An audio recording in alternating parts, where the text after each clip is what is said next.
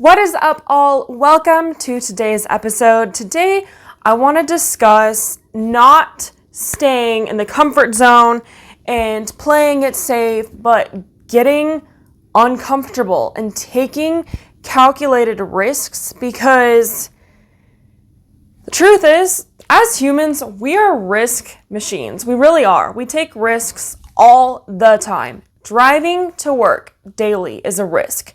You don't know what's going to happen. Going on a vacation every day is a risk. Even just being at work in the presence of your own job is a risk. Going to school is a risk. Sending your kids to school is a risk.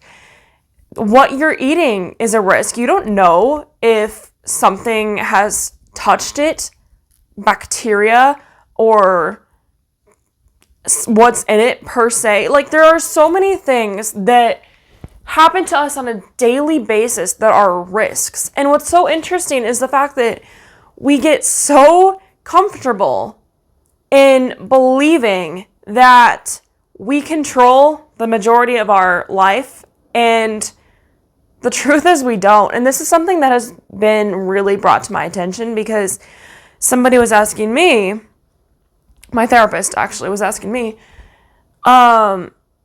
like, how much control I really have over my life. She's like, can you control your future? And I'm like, yes. She's like, no, you can't. She's like, you can control what happens on a day-to-day basis, to a certain extent, and that predicts the future, but you can't control the future. In fact, you can't really control almost anything. And I realized she's right. I just have to make myself believe that I can control the future. Otherwise, I get extremely uncomfortable. And I know this is how we all operate. That's why we believe that we have more control over the things we do. Because if we really just settle into the fact that we actually don't have control over if what we're eating that day might give us food poisoning, we really don't know.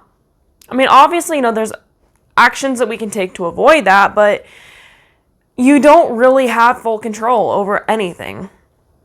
And so I think this is why, especially when it comes to our career, we try to have as much control over it as we possibly can. Like, this is why we stay in, or stick to gigs that are familiar, that resonate with us, that seem like a safe choice and not a risk, that won't possibly be a failure, that possibly might not reject us, or that will give us any sense of uncertainty because it's not comfortable. We don't want to hear that or see that or face that.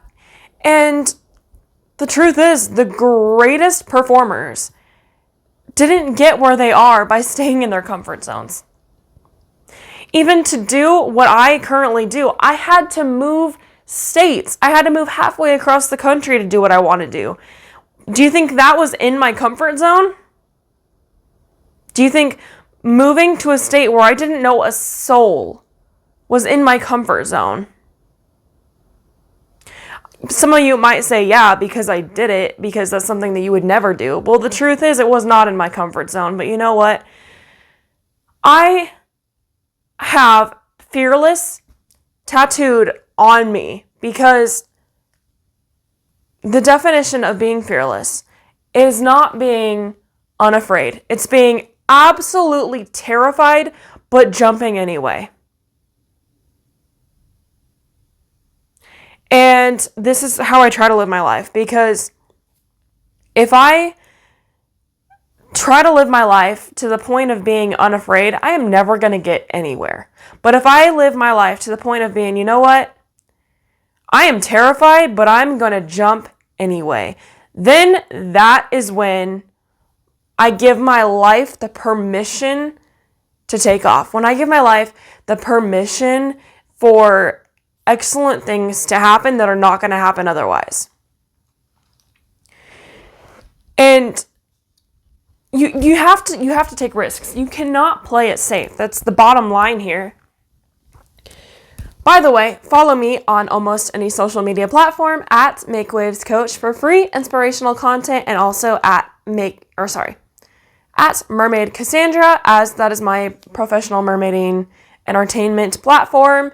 Also, check out my podcast, available every place podcasts are found. It is Make Waves Coach, Mermaid Kassandra. Back to what I was saying, you have to get uncomfortable. You cannot play it safe forever. Risks of playing it too safe cause stagnation. It causes a lack of growth. It causes you to blend in. And entertainers who stick to low-paying gigs instead of pitching premium venues are the ones who play it safe. They're the ones who play it safe. And you need to take calculated risks. I'm not saying, start jumping off a cliff or start wasting $10,000 on something that may work and it may not. What I'm saying is calculate your risks. Calculate your funds that you have. How much money do you have set aside for your business? And if so, sign up for my program. No, I'm kidding. I'm not kidding, but I'm kidding.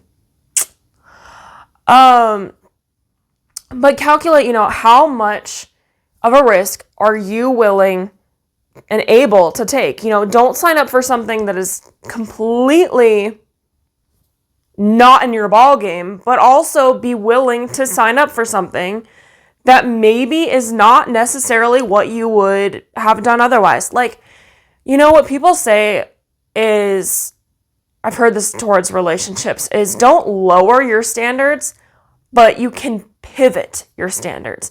Okay, maybe they don't have blonde hair, but they do have blue hair, and maybe that's better. Probably not. Let's not. I just wanted to see your reaction to that.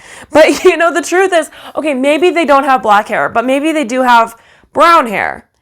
Can you pivot your standards if they do have brown hair instead of black hair? Even though your ideal soulmate has black hair and you've dreamt about this your entire life, can you pivot just a little bit? Is that really going to affect your life if they have brown hair instead of black? Maybe it will. I don't know, but that's for me to ask you and you to answer. Can you pivot that? How can you apply that to your career? How can you apply pivoting your standards a little bit? Weigh out the pros and cons before making the leap. And ask mentors for advice. I think nobody learns anything from doing it all on their own. Obviously, I think the best teacher is yourself. The best way you're ever going to learn anything is going into it firsthand, but the smartest people learn from other people. They study from other people as well as learn from their own mistakes. So ask mentors for advice, because there is so much advice to be given, and whether it applies to you, some part of it should. Maybe, not every person, the truth is, no, not every person, for a fact, has lived the life that you live. So obviously there's no way that everything they say is going to resonate with you, but there should be a lot that would, especially somebody in your field, right? So, as far as taking calculated risks, you could maybe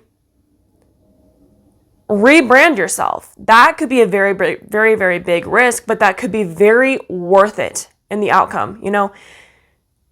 Taking leaps like that, again, calculate it first, could be what leads you to success. I want to ask you, what is a really big risk that you yourself have been wanting to take, but you've been too afraid to? It's too unfamiliar. It's too unsettling. It's too risky. Comment it in the comments below. I want to know. And once again, if you are interested in, for real, booking a free discovery call with me, you can find the link in the description below or on any of my social media pages. Check out my social media pages. I will see you guys next week. In the meantime, go out there and make waves. Mwah!